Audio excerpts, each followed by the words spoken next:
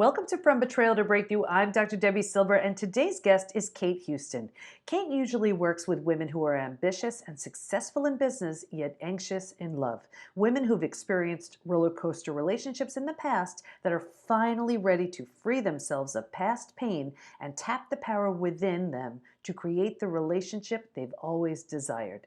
Helping women feel empowered to create the deeply loving partnership they've always dreamed of is what Kate does, teaching them how to have courageous conversations with themselves and then their partner to create freedom and intimacy for a lifetime is who she is. So today we're going to be talking about how to be courageous and free in dating, love, and life. Now, I always say it's important to fully heal before even thinking about another relationship. So if you're not there yet, the only relationship you're building is an incredible relationship filled with love, respect, and trust for yourself. Once you've got that dialed in, then it's perfectly okay to start dating. And my guest, Kate Houston, is going to give you some great ideas to date courageously. Here we go. Okay, everybody, we're with my friend Kate Houston today, and we're talking about how to be courageous and free in dating, love, and life. And I just want to say, before I even introduce you, Kate, I always tell my audience, it is yes, dating is wonderful, but we need to get ourselves to our physical, mental, emotional, psychological, spiritual best, because if we don't, all we will do is create more of the same. So having said that, do not date unless you've done your work to heal whatever needed healing, because that's when you're coming at it from the best possible position. And we'll get more into that. Welcome. Thank you. I'm so excited to be here and to share and talk about dating and love and to find that freedom that actually does begin before you're on those first dates. It absolutely is within you.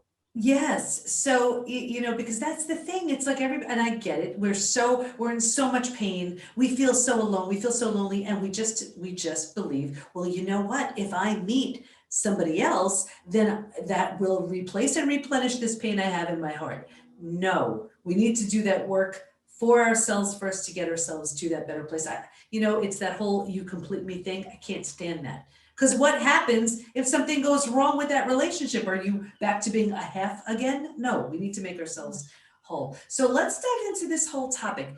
Let's start with, how do you know if you even are ready to start dating again? Because there are people in this community, they may be, single for a really long time, but that doesn't necessarily mean they're ready to date. How do you know when you're ready? Well, I am big on a revolutionary love in the way in which we define it. We have all the movies, the songs, the hormones that tell us one story about what love is. But truly what love is it's a journey to better ourselves and to evolve with another human being as our mirror. And when we are able to, I guess it's transcend some of those stories or experiences that maybe didn't get us what we wanted, or were push-pull, or were difficult, or painful, or traumatic. And we're actually leaning into it to be in support of betterment somebody else by just being witness to them living, and them with me or you. That is the magic. It's not to love and be loved, because that's a giving to get energy. It's to be, capital B-E, capital L, love. Be the verb of love, be the noun of love, be radiating love out from your core, where it starts with the self-love, right? And that word gets tossed around, but it's really about self-empathy, self-compassion, and loving on your shadow side, all those dark crevices and places that you didn't want to look at, and accepting yourself as being human, not superhuman, not a perfectionist. And I say this because I'm a recovering one. And you know what I love about what you're saying? It's based on love, not need. Yeah. You're right, because it just seems like if it's based on need, like I need this other person to feel whole, to feel complete, to feel worthy, to feel whatever. Or I need this love to feel validated. Right. Which, a lot of the healing gets to happen prior to that, when we didn't get the validation as kids, in families and some relationships we've had. It didn't work. Well, it didn't work because we weren't able to be grounded and centered. So the whole idea of being like courageous and free is that no matter what happens, you are the eye of the storm and the hurricane. No matter what, you can navigate it. It doesn't feel good. It can hurt and you feel your feels, but you're not knocked over and needing to be in bed for a month because of it, because your whole worthiness is knocked off because somebody took it away, the thing they were giving you.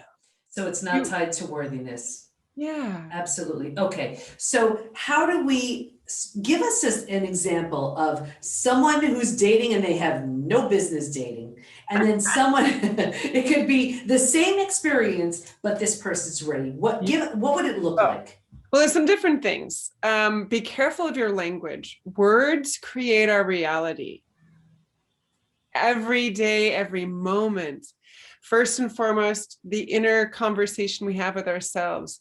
What criticisms do we give ourselves? Oh, I'm such an idiot. Oh, I look so fat in that. And then it's sometimes we'll internalize it that way, or we project out, well, I can't believe she's wearing those tights. Well, that's because we don't feel good about us, or we don't think we can look good in that, or God, look at that ass. Well, my butt doesn't look good anymore. So, or it's not 20 something anymore. Oh, Right. Thoughts are things. We get to really get underneath what's behind what we're saying and catch ourselves and shift that.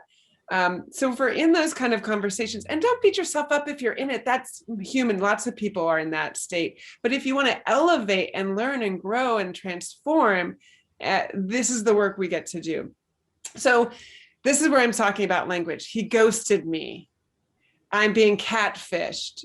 Like those are languages that we think are about outside of us, but we're actually judging ourselves in those statements. And I was feeling into it when you said that. It's very disempowering. Yeah, and we don't know that we're handing our power away with saying he ghosted me. Well, nobody can do anything to you unless you allow it. So I always try to get into the minds and hearts of my listeners and viewers. And right now they're like, but he didn't show up. So yeah, that's different. That's different. It's the instead of inferring the meaning behind it, which is just validating a limiting belief we all have about ourselves deep at the core, ghosting seriously is a validation for I'm not worthy. And I say this because I had it. Mm-hmm. So, I wanted to fight it and not believe it. And then when I said, what if it's true?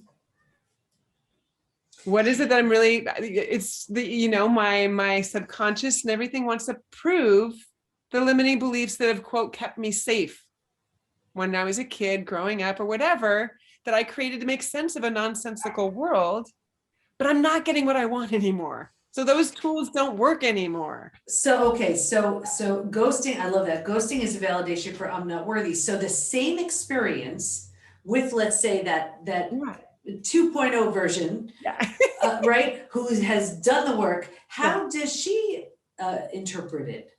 It's simply, oh, he hasn't responded. Oh, he hasn't responded in a week.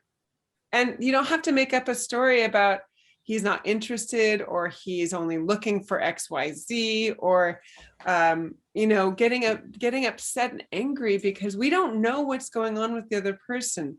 If somebody has a busy life, frankly, I would want to date somebody who has a life that's full. So if they're not living by the swiping, I love that. That means they're out in the world and they're not just on this online universe. That matters to me. Right. Okay. So I could see, and I could just picture them now. I love Some it. of them are saying, okay, that makes sense. I see that. But then again, if someone isn't willing to make the time for me, then I'm just not interested. Well, you could see, and there doesn't have to be a rejection energy because usually we put out, it's a defense. There's an invisible defense, an energetic defense. We're automatically saying, well, fine. But we've just sent that out into the universe to a whole lot of other men. It's not just a laser beam, it's a ripple. It's your whole sphere covered now in fine. And I think that, right, okay. And so I think the biggest piece of that is to not personalize it. Yes. Oh my goodness. It's so hard not to though, right? Right. But we have to peel it apart, slow it down and realize when we personalize it, it connects back to some belief that was keeping us safe, that doesn't actually serve us any longer. but it's part of that foundation. And when we do the work and get honest with ourselves and love on ourselves, even for that messy stuff, and get in there, then we can shift that. And it really sets us up to be free, where we have standards. Mm-hmm. I like to say standards. Some people say boundaries. Sometimes there's a lot of stigma around the word boundary, and there's a lot of defensive energy around that. But I like to say standards because it's about what you will and will not accept. Mm-hmm. And lots of people have different standards. If there are guys out there only looking to get into bed with you, and at least they're honest about it, and you can just say, no, thank you. We don't have to get upset about it. Thank you for telling me my standard is not yours. That's it. We're not in alignment. Right. Okay. There's no judgment on you. Right. So that's fair. I mean, if they're being honest about it, we know we understand the rules here, and if we don't want to play, then that's fine. So understanding the. Or if they message you, don't get offended if they messaged you because maybe they didn't read your profile. It doesn't matter. You get to state and stand up for your standards in a way that's kind and loving, because that's what you want to do in relationship. You're practicing in dating how to communicate and interact with another human being or other human beings, because when you get in relationship, you just have to continue to do this new and creative and open and vulnerable communication. It's not like suddenly there's a magic wand and everything works out when you're suddenly exclusive. Right. Now let's talk about this, because so often I see that someone, let's say a couple gets together and before long, the other, both lose themselves. And it's almost like the only way I'm going to keep this is if I just keep conceding to things and going along with things. And then at some point they get really resentful because they haven't stated their needs. They haven't made it clear because they were so busy trying to mold themselves into being this person. How do we know if we're even doing that? How do we recognize it? And how do we not do that in the 2.0 version of us? Well, I can give a secret. This is a secret that a lot of particularly women don't understand about how men fall in love. Oh, we all want to know the secret. Is the secret. Go ahead.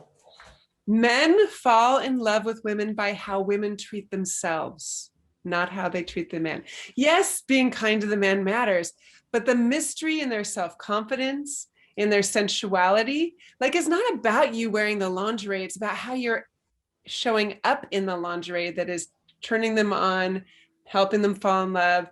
The way in which you take a stand for your standards, and the way in which you're playful with that, and you're able to communicate it in a loving, kind, knowing that the other person is with good intentions rather than attacks. This is where wow, I can be a part of this. And they want women to feel good. And if a woman feels good with who they are, wow, a man feels like I can support that versus I'm responsible for that. That's a lot of pressure.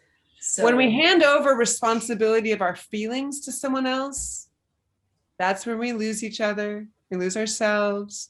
And when we lose ourselves and don't have that confidence and we're not taking care of ourselves, there's nothing for somebody to love. They don't know who you are. It's like, now you are a ghost, literally disappeared.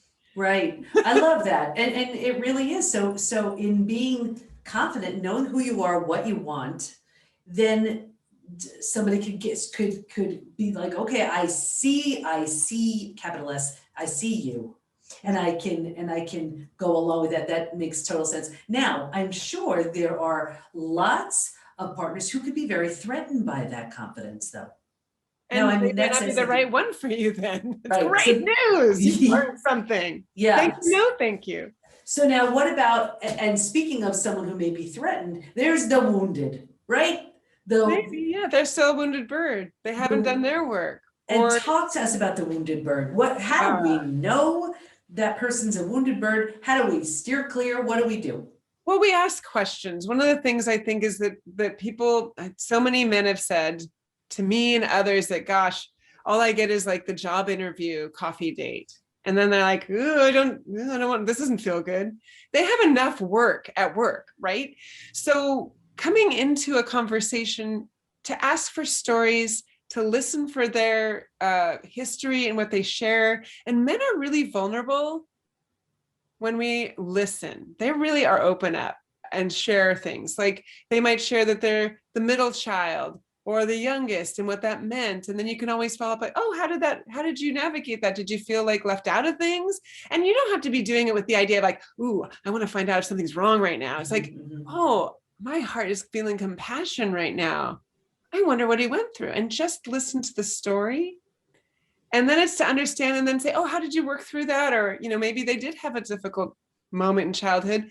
Wow, how'd you work through that? Have you healed from that? You can literally ask that. And guys will say, there are times I still struggle with it, but I feel like I've done work around that. And you're like, great, because that means they're a healed warrior, not a wounded bird.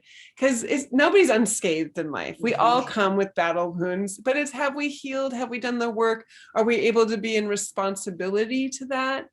To let go of the hold that those past hurts had on us, so we can actually be entering healed into relationship. That makes so much sense. So is there a way to like date in a healthy way? Yes. Well, I think so. I mean, part of it is, start seeking mentorship and accountability to support you in breaking the habits that are not getting you what you want, or that have gotten you things that definitely do not feel good.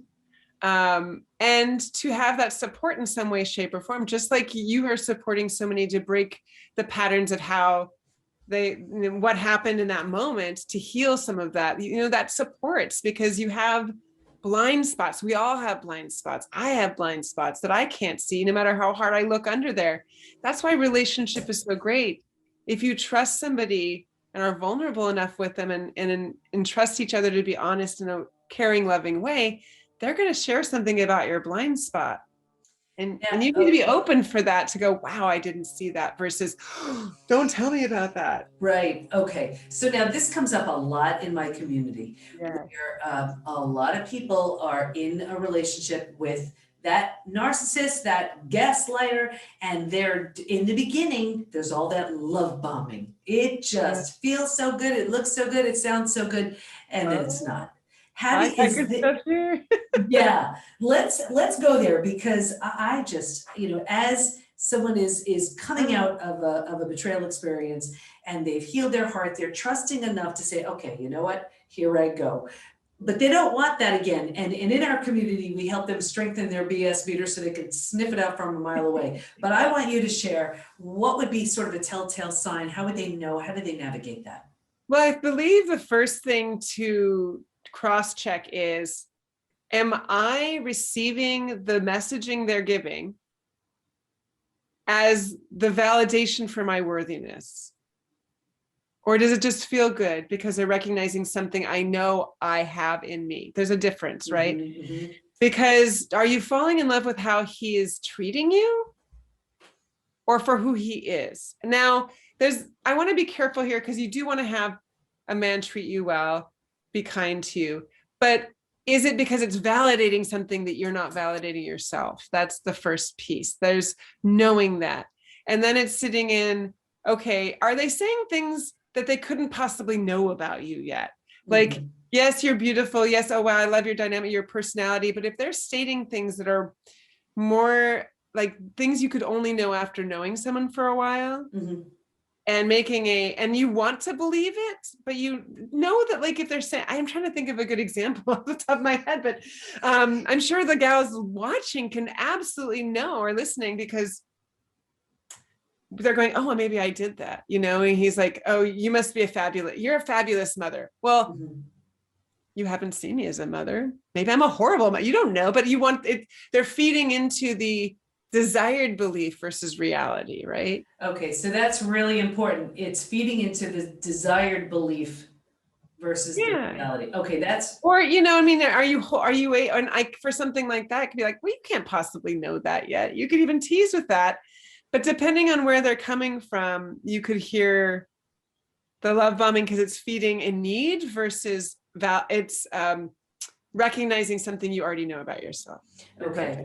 All right. And you know what? And here's a perfect time to trust your gut, because it never lies. Yeah. If you're getting a sense like, this really sounds nice, but how could he possibly know that? Yeah. And it just feels good, but And the love at first sight chemistry. Hello, we know that is a familiar pattern, often dysfunctional, wanting to repeat.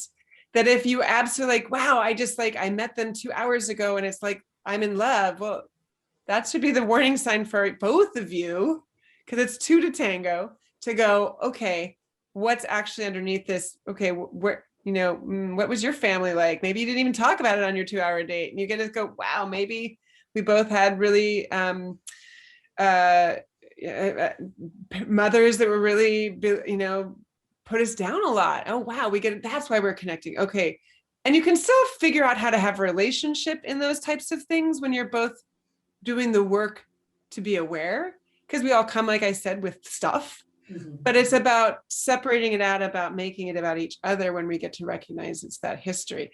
But I think too, like the thing with love bombing and narcissism is that is so interesting is that how we showed up. And I say this we because I was an utterly codependent, didn't know it. My family, my parents had parents who were alcoholics. My parents didn't drink, but they brought plenty of good behavior in with them to learn. And I learned it not knowing it, overgiving, doormat, all these things. And what I realized is that me being that drew that type of person to me. So how empowered I felt once I realized that if I actually shift out of those behaviors, I'm not going to attract a narcissistic person anymore, because they're looking for somebody that puzzle piece matches them. And it doesn't mean they're like actively looking consciously necessarily. There's a lot of people that it is an unconscious, subconscious thing that we don't know. And it's so true, because you see who you are by who you attract. Yes.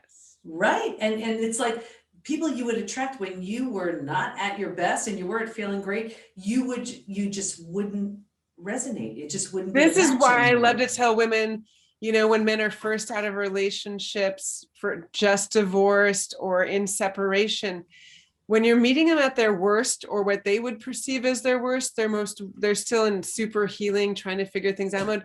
They're not going to be the right match for you, because you're accepting them at that level. Plus, you don't know what the healing is going to be to see if it aligns with you yet. And they're busy working out all their stuff. You don't want them working out all their stuff on you. Yeah. And you don't want to be momming them either, which I know sometimes in codependence can happen. Right. Too. Yeah. So I love the idea of, if it's feeling like validation, it's one thing, but if it's feeling like, it could possibly be something that this person knows about me, and it's just, where is it all coming from, and really taking the time here to just understand what's being sent your way, and where are you feeling it? How does it feel? What other tips or strategies do you have for everybody? Well, I definitely believe that the first thing we get to do, one of my favorite tips, is to shift patterns, is to be aware, catch the pattern, and you choose to do something different. Now, I recommend, if the thing you used to do is really hard not to do anymore, just doing nothing is hard enough. Just choose to say nothing. I think of road rage as a good example. Sometimes that's an impulsive thing. Sometimes you can be in the moment, you're scared and you respond out of fear. And if you can catch yourself and just not do whatever yelling you used to do in the car and be silent, that's huge, moving the dial forward and shifting. So, and then becoming aware. That's so huge. And you'll see, yes.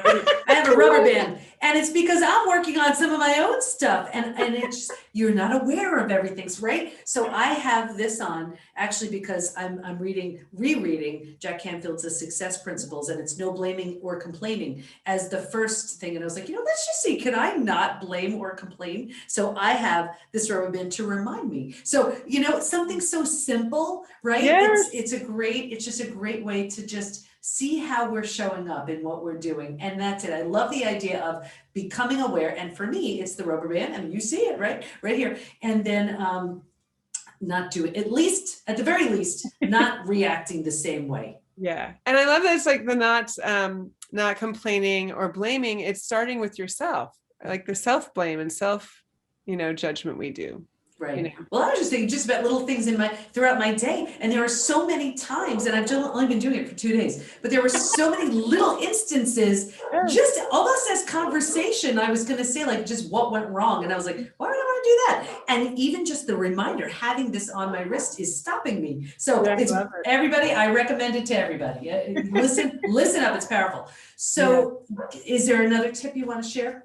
I believe that one of the most important ones that I have is whenever you are activated, some people say the word triggered, it has a lot of heat, that word, but I say activated in some way. It's 100% all about you.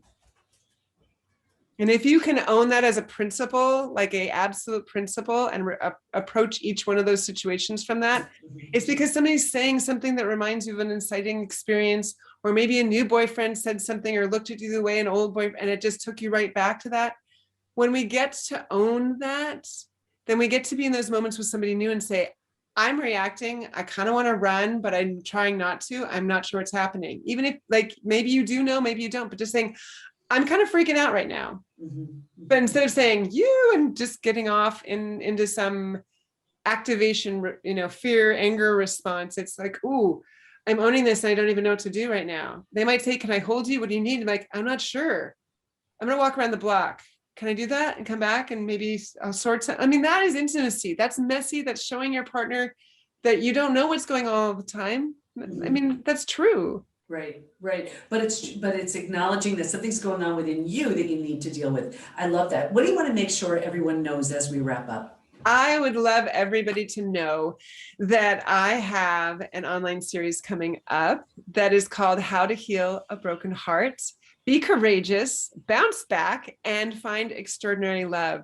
Because when you heal your heart, truly become whole, become grounded and centered, and you are super connected with your value and your worth and your standards, that nobody can cause you strife. Truly, you can navigate any situation, any relationship with grace, with confidence, and with kindness. And the series is coming up, and we're going to have a link for people to join. Yes? Beautiful, absolutely, 100%.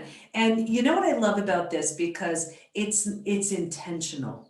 It's going into this not just blindly like, well, I hope this works out, because hope is not a strategy. This is intentional, and everybody, you're hearing from someone who this is her wheelhouse. So Kate, absolutely brilliant. We'll have a link in the show notes, and I just want to thank you so much for what you've shared today. It's just so helpful.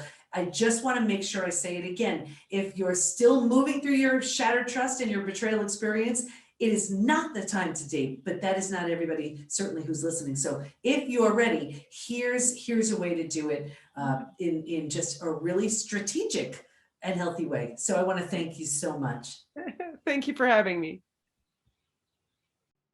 Some great advice about how we're showing up with the words we use and what we take actions to mean. Stay in touch with Kate by going to katehustoncoaching.com/events/Debbie. And we'll have all of her information in the show notes at thepbtinstitute.com/podcast. Here's my biggest takeaway.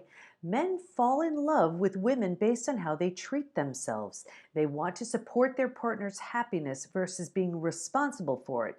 And that really makes so much sense. So as you hear me say so often, it's all about us. The better we feel, the better we are all around. So if your confidence isn't where it needs to be, don't look for outside validation. That's a short-term solution at best. It's an inner game. So work on that, and the rest will take care of itself. Speaking of working on yourself, take the post-betrayal syndrome quiz, which you can find at thepbtinstitute.com/quiz to see what may need cleaning up so you can show up courageously in whatever it is you're ready for. Thanks for listening. Can't wait to be with you next time, and here's to your breakthrough.